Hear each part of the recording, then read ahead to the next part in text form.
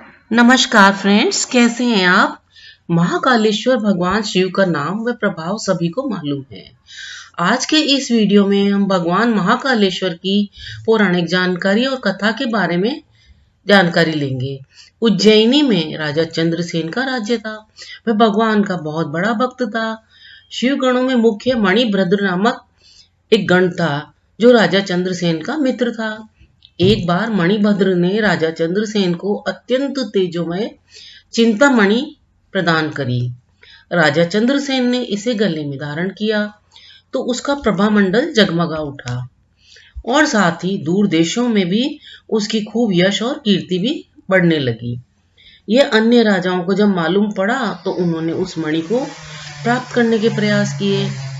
किसी ने इसको राजा से मांगा, किसी ने विनती करी, लेकिन राजा की यह अत्यंत प्रिय वस्तु थी, इसीलिए राजा ने वह मणि किसी को नहीं दी। आखिरकार मणि के लिए आकांक्षी राजाओं ने राजा चंद्रसेन पर आक्रमण कर दिया।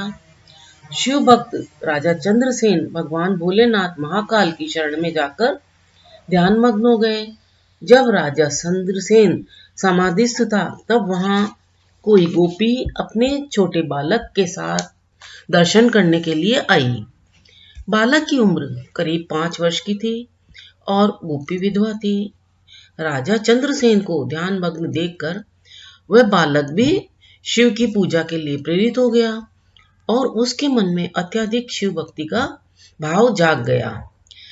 तब बालक कहीं से जाते समय छोटा पाषाण पत्थर ले आया और अपने घर के एकांत जगह पर बैठकर वह भक्ति भाव से उस पाषाण रूपी शिवलिंग की पूजा करने लगा। लेकिन कुछ देर बाद ही उसकी माता ने उसे भोजन करने के बुलाया तो वह गया नहीं। फिर बुलाया तो भी वह आया नहीं।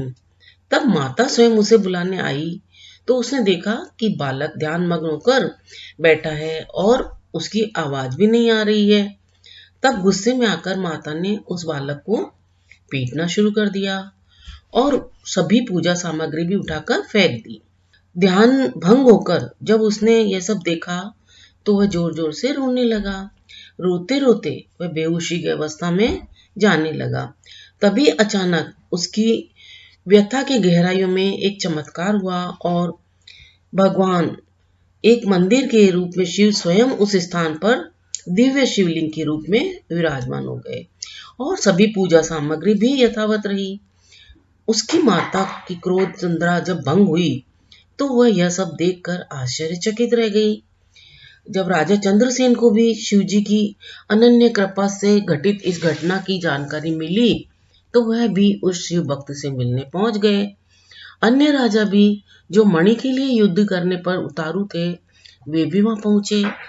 सभी ने राजा चंद्रसेन से अपने अपराध के लिए भी क्षमा मांगी और सब मिलकर भगवान महाकाल की पूजा अर्चना करने लगे।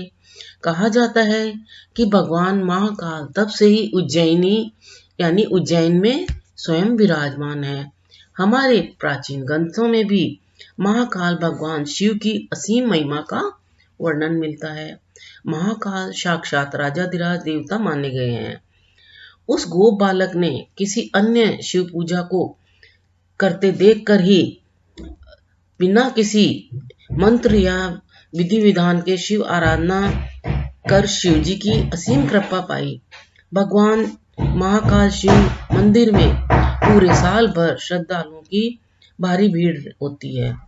वे भगवान महाकाल के दर्शन करके उनका आशीर्वाद लेकर अपने को धन्य करते हैं।